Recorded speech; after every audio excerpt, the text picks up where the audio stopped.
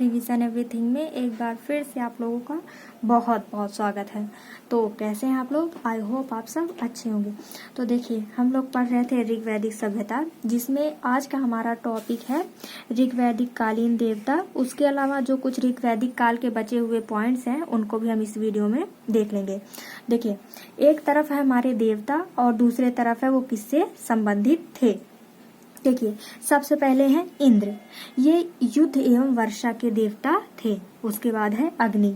अग्नि को देवता एवं मनुष्य के बीच मध्यस्थ माना जाता था, यानी जो अग्नि थे वो देवता और मनुष्य के बीच में थे। उसके बाद है वरुण। वरुण को वायु एवं समुद्र के देवता माना जाता था। उसके बाद है सोम। जो सोम थे वो जंगल के देवता या वनस्पति के देवता थे। उसके बाद है मारुत। मारुत को तूफान के देवता माना जाता था। फिर उसके बाद अगले हैं हमारे रौद्र। ये जो है सबसे क्रोधी देवता माने जाते थे, जो शिव जी का ही रूप माने जाते हैं। उसके बाद है पूषण। पूषण को पशुओं के देवता माना जाता था। फिर है विष्णु जी, जो विश्व के संरक्षक एवं पालनकर्ता माने जाते हैं, या माने जाते थे या माने जाते हैं, बात एक ही है। और उसके बाद चलिए देख लेते हैं जो इम्पोर्टेंट पॉइंट्स हमारे ऋग्वैदिक काल में बचे हुए हैं, उनको देख लेते हैं।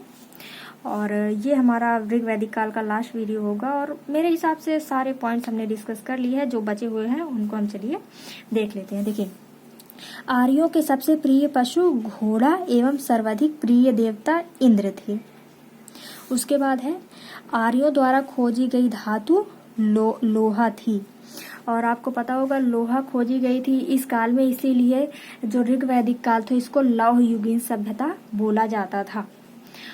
और अगर आपको याद होगा कि जो सिंधु घाटी सभ्यता थी इसको कांस्य युगीन सभ्यता कहा जाता था, क्योंकि सिंधु घाटी सभ्यता में कांसे की खोज हुई थी और ऋग्वैदिक काल में लोहे की खोज हुई थी, इसीलिए इसको लौह युगीन सभ्यता कहते हैं। तो देखिए, जो लोहा होता था उसको श्याम अयस्क कहा जाता था, जबकि तांबे को लोहित अयस्क कहा जाता था।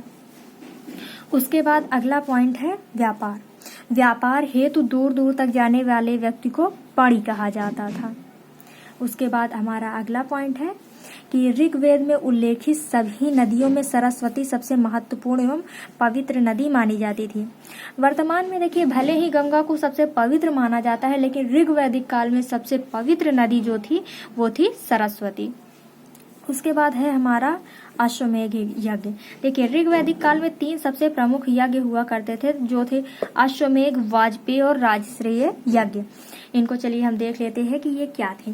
देखिए, जो अश्वमेध यज्ञ था इसमें घोड़े को यज्ञ करके छोड़ दिया जाता था। घोड़ा जहां तक जाता था वहां तक का क्षेत्र राजा ले लेते थे, और घोड़े को रोकने वाले व्यक्ति से राजा को युद्ध करना पड़ता था। उसके बाद अगला है वाजपेयी यज्ञ, जो कि शक्ति प्रदर्शन किया जाता। अगर आपको शक्ति प्रदर्शन किया जाता था तो उसको वाजपेयी यज्ञ बोला जाता था। और हमारे देश में भी वाजपेयी यज्ञ होता है। आपको याद होगा कि 26 जनवरी के दिन राजघाट पे बहुत सारे जितने भी तोप, मिसाइल या जो भी होते हैं भारत के पास, सब कुछ दिखाया जाता है, यानी शक्ति प्रदर्शन किया जाता है, यानी कि वाजपेयी यज्ञ किया जाता है। उसके बाद है राष्ट्रीय यज्ञ, जिसको राज्याभिषेक के समय किया जाता था।